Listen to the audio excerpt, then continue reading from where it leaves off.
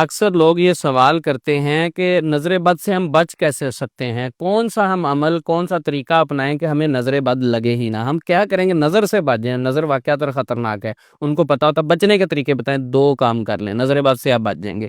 سب سے پہلے اپنی خوشیاں جو ہیں وہ لوگوں سے ڈسکس نہ کیا کریں، ہر اپنی خوشی کو سٹیٹس پہ نہ لگایا کریں۔ نبی صلی اللہ علیہ وسلم نے فرمایا کہ اپنی ضروریات کو رازداری میں رہ کر پورا کرو، کیونکہ ہر نعمت والے سے حسد کیا جاتا ہے۔ اب ہوتا کیا ہے کہ جو نعمت اس بھائی کے پاس، اس بہن کے پاس، اس فیملی کے پاس موجود ہوتی ہے، تو وہ اپنا سٹیٹس شو کروانے کے لیے وہ بار بار اپنی فیملی، خاندان کے سامنے اس کو شو کرواتے ہیں۔ ظاہر بات ہے سارے دعائیں دینے والے نہیں ہوتے، بیچ میں حسد کرنے والے بھی ہوتے ہیں۔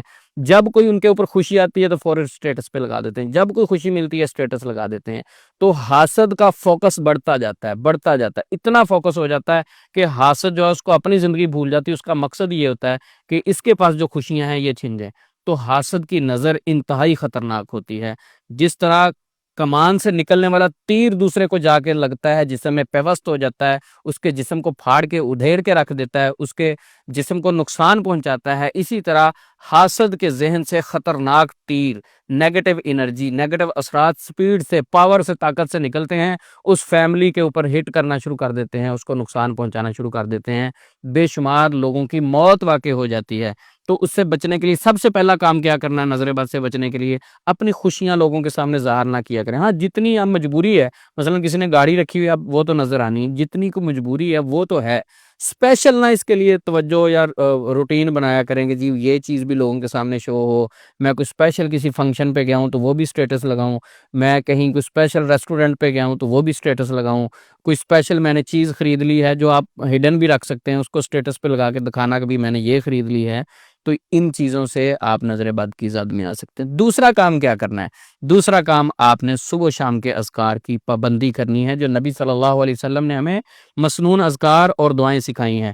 اب آپ کہتے ہیں یہ سارے اذکار اور دعائیں ہم نہیں جانتے، تو مختصر سی ایک دعا تو اپنی زندگی کا حصہ بنا لیں، لا الہ الا اللہ وحدہ لا شریک لہ، لہ الملک ولہ الحمد وہو علی کل شیء قدیر۔ اس دعا کو صبح شام 100 دفعہ لازمی پڑھا کریں۔ اس کے علاوہ بھی چھوٹی چھوٹی دعائیں صبح شام کے اذکار کی، وہ پابندی کریں۔ ہوتا کیا ہے جب ہم صبح شام کے اذکار کی پابندی کرتے ہیں، دعاؤں کی پابندی کرتے ہیں، اس سے برکتیں کیا ملتی ہیں؟